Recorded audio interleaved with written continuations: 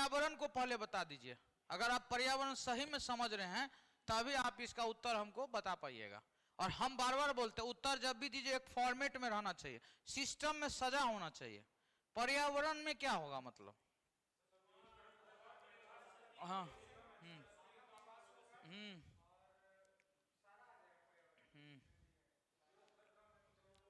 नहीं खुला नहीं ढंग से। देखिए ब्रेन यही नहीं खुलने का है। पर्यावरण में जो कुछ चारों ओर का आवरण होता है, ये तो बच्चा से पढ़े हैं, लेकिन ऑप्शनल न पढ़ने आया है। और वो पढ़ाई ठीक है, वो बेस का काम करेगा।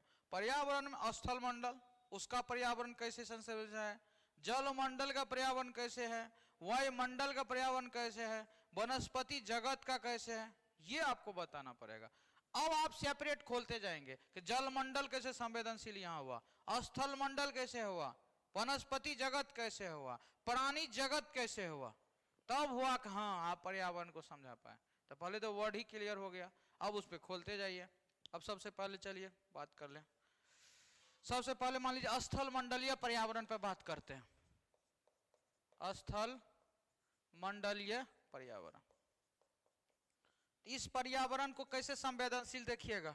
स्थल मंडल में कैसे भूकंप की क्रिया जोड़ दीजिए ना, क्योंकि यहाँ विवर्तनिकी क्रियाएं हो रही है ना, विवर्तनिकी क्रियाएं का ना भूकंप आता है, तो यहाँ का संवेदनशील नहीं हो गया।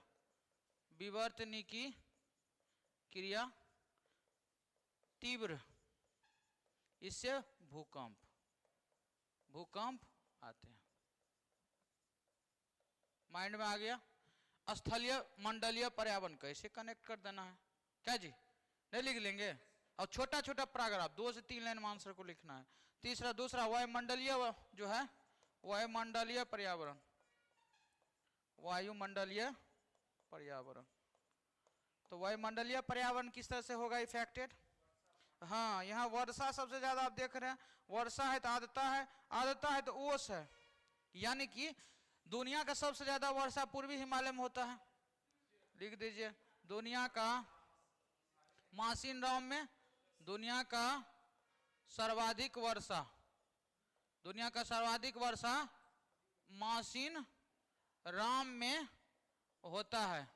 जब ये वर्षा ज्यादा होगा तो इससे आर्द्रता ज्यादा होगी ना, आर्द्रता क्या होगी ज्यादा, आर्द्रता ज्यादा होगी तो ओस ज्यादा होगा प्लस कुहासा ज्यादा होगा इधर, इसलिए ओस और कुहासा ज्यादा, इसलिए समझना सीन हो गया। हिमालय में पड़ा, पूर्वी हिमालय में पड़ा ना, पूर्वी हिमालय है ना। हाँ लेकिन अभी के हिसाब से देखेंगे तो हिमालय का हिस्सा मतलब उसको बोलते भले गोंडवाना लैंड का हिस्सा है वो, लेकिन अभी के एंगल से हम देख रहे हैं पूर्वी हिमालय को। अब आप उस एंगल से देखेंगे तब तो वो प्रायद्वीप हिस्सा हो जाएगा ना, लेकिन वो था ना, कभी था ना, अभी तो हिमालय क्षेत्र में आ गया ना। अभी के अगर उसके फिजियोलॉजी को देखिएगा अभी तो हिमालय क्षेत्र में है। क्वेश्चन पूछता क्या है कि ये पूछता है किसका हिस्सा था, क्वेश्चन क्या पूछता है किसका हिस्सा था, मेघालय किसका हिस्सा था, तो आप तब उत्तर जब मिलते हैं गोंडवाना। हाँ तो वही तो कह रहा है ना, उस एंगल से नहीं सोचना है ना। अब हिमालय के क्षेत्र के हिसाब से देख रहे हैं क्वेश्चन को, क्योंकि अभी तो ये हमारे इंडिया के पूरब साइड से है ना, तो पूरब साइड क्यों संवेदनशील है, जो भूकंप के झटके देखिए आए दिन आते रहता है। तो इसीलिए आपको मासिन आपको इस दृष्टि से देखना है, उस एंगल से नहीं देखना है कि प्रायद्वीप भारत का हिस्सा था, चट्टान था, सब कुछ था, लेकिन वो चट्टान कहीं नहीं कहीं आज हिमालय की जो वर्षा वगैरह होने की प्रकृति है, असम के अंदर घुसता है ना, कीपनुमा आकृति है ना, आज वो हमारे लिए वर्षा के जनरेशन का वो काम करने लगा ना, इस एंगल से देखना है। अगर वो नहीं होता उस तरह से गुफानुमा आकृति, कीपनुमा आकृति, तो बारिश ही नहीं होती मासिन राम में ज्यादा। वो हिमालय से आने वाली आता है जो है लौट रह जाती, लौट जाती, अराकान योमा धक्का नहीं देता, लौटती नहीं और गुफा में घुसती नहीं। वो गुफा का फॉर्मेशन और घुसना नहीं तो फिर कैसे होता, इस एंगल से देखिए।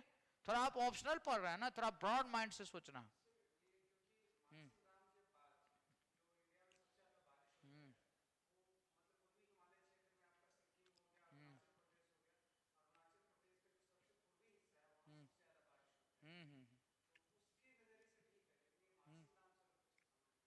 मासिन राम वाला नहीं तो हमने तो देखिए हमारे एंगल से अगर देखिएगा तो मैंने यही आपको बताया कि दुनिया का जो सबसे ज्यादा वर्षा है वो मासिनराम में होता है, ठीक है, दुनिया का सबसे ज्यादा। अब मासिनराम होता है, इसके अलावे आसपास और तो होगा 200 सेंटीमीटर ज्यादा वर्षा होगा, क्योंकि बात तो हाँ 200 से प्लस ही होता है, 400 भी होता है, 500 भी होता है, लेकिन आपको ये देखना है कि ओवरऑल जो पूर्वी हिमालय है, पूर्वी हिमालय का जितना बड़ा सेगमेंट है उसमें सबसे ज्यादा वर्षा होता है, बिल्कुल होता है, ये दुनिया का सबसे ज्यादा वर्षा है, तो उस वर्षा का प्रभाव तो पड़ेगा ना उस आसपास के एटमॉस्फेयर पर, पड़ेगा ना। तो आप उस एंगल से भी देखिए कि दुनिया का सर्वाधिक वर्षा मासिनराम में होता है, ठीक है, जिससे वहां पे आप प्लस करके लिख दीजिए। मान लीजिए अगर आपको लगता है ऐसा कि ये होता है प्लस पूर्वांचल हिमालय या पूर्वी हिमालय, इसमें ऐड कर देते हैं प्लस करके कि पूर्वी हिमालय के क्षेत्रों में भी सर्वाधिक वर्षा होता है, क्षेत्रों में भी क्या होता है, सर्वाधिक वर्षा, ये बात लिखिए, सर्वाधिक वर्षा होती है, ठीक है, सर्वाधिक वर्षा होती है, जिसके कारण आर्द्रता अधिक, क्या होता है, जिसके कारण आर्द्रता अधिक, ओस अधिक, कुहासा अधिक। इसको कनेक्ट कर दीजिए ना भाई, क्यों कंफ्यूजन में है, कनेक्ट कर दीजिए। आपको एक इंफॉर्मेशन दी, आप उस इंफॉर्मेशन पे घूम गए। यहां बात एक ब्रे लेवल पर हो रहा है कि पूरे पूरब के सेगमेंट को हम पूरे हिमालय देख रहे हैं, पूर्वी हिमालय की बात कर रहे हैं, पूर्वी हिमालय में कई क्षेत्र आ रहे हैं, आप इस एंगल से नहीं देख रहे हैं, आप केवल मासिनराम के एंगल से देख रहे हैं टॉपिक को, नहीं, पूर्वी हिमालय के एंगल से देखिए। पूर्वी हिमालय मैंने मासिनराम में ये बताया कि सबसे ज्यादा वर्षा होती है, अब ये नहीं, अब उसके बाद अन्य जो क्षेत्र है उसमें भी थोड़ा है ना, पूर्वी हिमालय के मासिनराम तो नहीं है।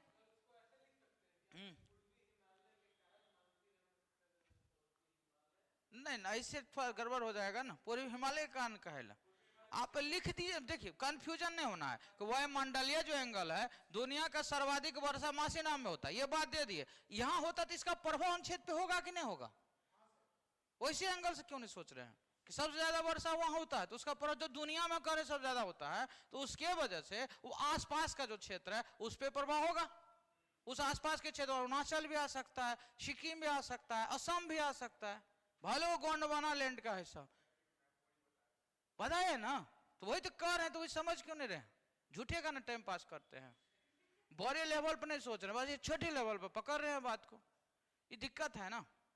आपको कहा जा रहा है कि आप ऑप्शनल पढ़ रहे हैं तो आपका समझ बहुत हाई लेवल का होना चाहिए, आप जीएस नहीं ना पढ़ रहे हैं जी, तो आपको सोचना ना पड़ेगा। अब आपको हर बात खोल खोल के बता रहा और खोल के बतवा देते हैं, आपको खुद से इंटेलिजेंस गैस करना चाहिए था कि मेरे संदर्भ क्या है कहने के, आप केवल मौसिनों को पकड़ के बैठे हुए, आता अधिक, ओस अधिक, कुहासा अधिक, इसलिए मैं अब लिखना पड़ा मुझे मजबूर होकर कि पूर्वी हिमालय के क्षेत्रों में, जरूरी ही नहीं था, ठीक है, इससे प्रभाव हो जाता है ना।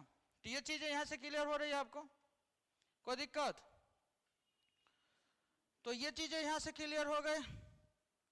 और एक पॉइंट और देखिएगा लिख के, एक ऐड और कर लीजिएगा, ये सब सारा चीज होगा एक पॉइंट में, और दूसरा पॉइंट में यहाँ तापमान का वेरिएशन ज्यादा नहीं होगा, तापमान का वेरिएशन तब ज्यादा होता जब वो समुद्र से दूर होता, तो समुद्र से दूर नहीं है तो इसलिए तापमान का वेरिएशन भी ज्यादा नहीं है, तो लिख दीजिएगा वो भी कहीं की वायुमंडल परिवहन हुआ कि तापमान का विचलन बहुत ज्यादा नहीं है, तापमान का विचलन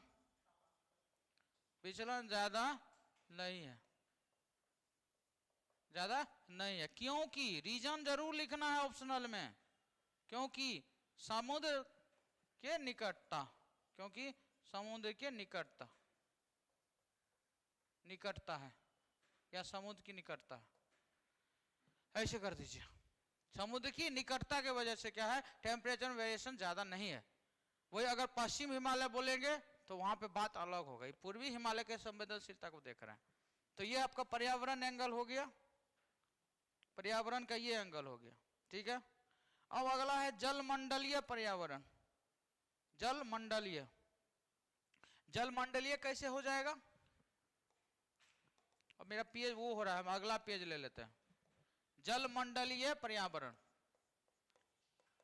जलमंडलीय पर्यावरण, इस एंगल से जरा देखिए तो कैसे होता होगा।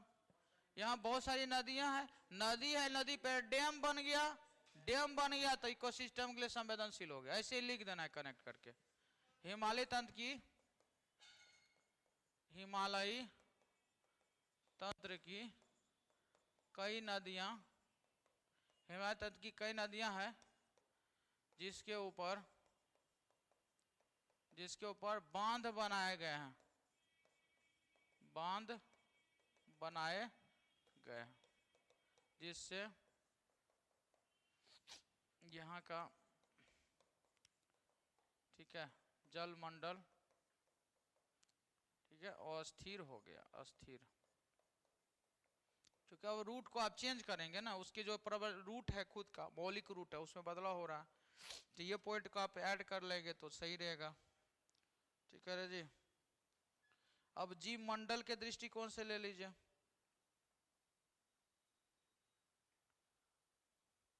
जीव मंडल के दृष्टिकोण से कैसे संवेदनशील है। क्योंकि अब आप बात कर रहे हैं पूर्वी हिमालय, तो पूर्वी हिमालय में तीनों हिमालय घुस जाएगा। एक तो हम पार्ट पूर्वी हिमालय पढ़ाए ही थे, लेकिन अब तीनों एंगल को लेके देखना है, तीनों जा रहा है। अब जो है क्या पढ़ाते थे, ये हो गया जीव मंडलीय एंगल, जीव मंडलीय एंगल सोचिए जरा। देखिए जीव मंडलीय एंगल को ऐसे लेकर आइए ना, यहाँ पे मिश्रित वनस्पति भी मिलती है, शंकुआधारी भी मिलती है, ठीक है ना। तो देखिए मिश्रित वनस्पति, मिश्रित वनस्पति प्लस शंकुआधारी वनस्पति, शंकुआधारी वनस्पति, ठीक है, प्लस कठोर लकड़ी भी मिलेगी, टेम्परेचर ज्यादा मिलने वाला, नीचे कठोर लकड़ी, ठीक है, तीनों मिलता है, तीनों की प्रधानता। अब जब तीनों की प्रधानता होगी तो यहाँ की देखिएगा, जो झूमिंग कृषि के लिए मजबूर हो रहा है लोग, क्योंकि वो क्या हो रहा है, मानव विकसित अवस्था में नहीं है ना, नॉर्थ ईस्ट में ही झूमिंग खेती होती है। तो एक तो डेवलपमेंट वगैरह मॉडल आ ही जाएगा कि प्रतिकूल वातावरण है, तो उसका जो डेवलपमेंट है वो ढंग से नहीं हो पा रहा है, ढंग से डेवलपमेंट नहीं हो रहा है। तो दूसरा रीजन क्या हो रहा है कि झूमिंग खेती उसको करने के लिए बाद हो रहा है, यानी मानव यहाँ पिछड़ी अवस्था में, तीनों की प्रधानता है। अब यहाँ पे मानव का पिछड़ा अवस्था में होना, बाकी रीजन आप जान ही रहे कि मानव क्यों पिछड़ा अवस्था में, पिछड़ापन झूमिंग कृषि से जुड़ा, क्या है ये, झूमिंग कृषि से जुड़ा, मानव का पिछड़ापन होना, झूमिंग कृषि से जुड़ा। अब झूमिंग कृषि है तो ये जानिए रहे हैं, कर्तन काट के पेड़ को और उसका जला देता है, तो इससे जुड़ा होता है, तो वनस्पति को बहुत ज्यादा नुकसान पहुंचाता है, वनस्पति का अत्यधिक कटाव। जब वनस्पति का अत्यधिक कटाव होगा तो इससे क्या हो जाएगा, पर्यावरणीय संवेदनशील हो जाएगा, पर्यावरण संवेदनशील हो, पर्यावरण संवेदनशील होगा। देखिए सारी बातें चेन में कही जा रही है, चेन में, ठीक है ना, जितना बात है सबका एक चेन है, और ये चेन में चीजों को रखना है।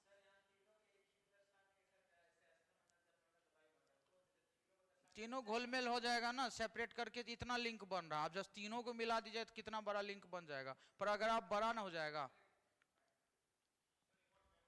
लिखे नहीं क्या, थोड़ा फास्ट लिखिए ना, वनस्पति तीनों है, क्लियर हो गया, पढ़ते पढ़ते सेपरेट पढ़ते आ रहे थे। अब इससे मानव का पिछड़ापन हो गया, जब मानव पिछड़ापन होगा तो झूमिंग खेती करेगा। हाँ पूछिए ना, बिल्कुल। ऊंचाई ऊंचाई पे, जो पहाड़ वाला क्षेत्र, बर्फबारी होती है, बर्फबारी क्षेत्र में, हाँ, तो बर्फबारी में देखिए, जो बताए नहीं थे, जेमू हिमनद नहीं पढ़ाए थे सिक्किम में, याद है, थे क्लास में, नहीं थे, सिक्किम नॉर्थ ईस्ट में बहुत ज्यादा हिमनद है। अब सारा हिमनद हम नहीं ना बताए, सिक्किम का बताया, ऐसे अरुणाचल में है, तो बर्फबारी होती है ना, पहाड़ी क्षेत्र में तो होगी ना बर्फबारी। हाँ गवर्नमेंट ध्यान नहीं तो अलग हो जाएगा देश से, उसका विकास नहीं करेगा तो कैसे होगा। वहां जाइएगा बहुत ही चीज खराब, वहां चाइना का सब चैनल देखते रहता है, हम गए हुए हैं नॉर्थ ईस्ट। तो खूनगार अपना कुत्ता उत्ता सब खाता, आदमी को खाने वाला भी।